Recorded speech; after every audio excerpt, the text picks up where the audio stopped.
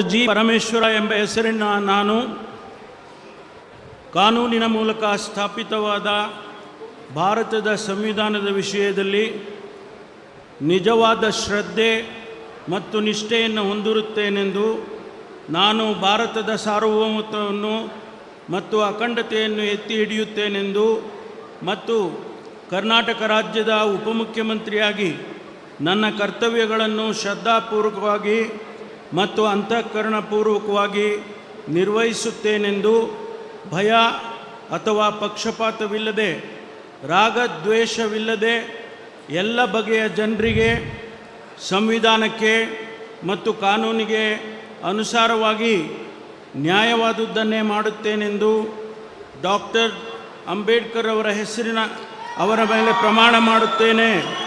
ಶ್ರದ್ಧಾಪೂರ್ವಕವಾಗಿ ಪ್ರತಿಜ್ಞೆ ಮಾಡುತ್ತೇನೆ. ನಾನು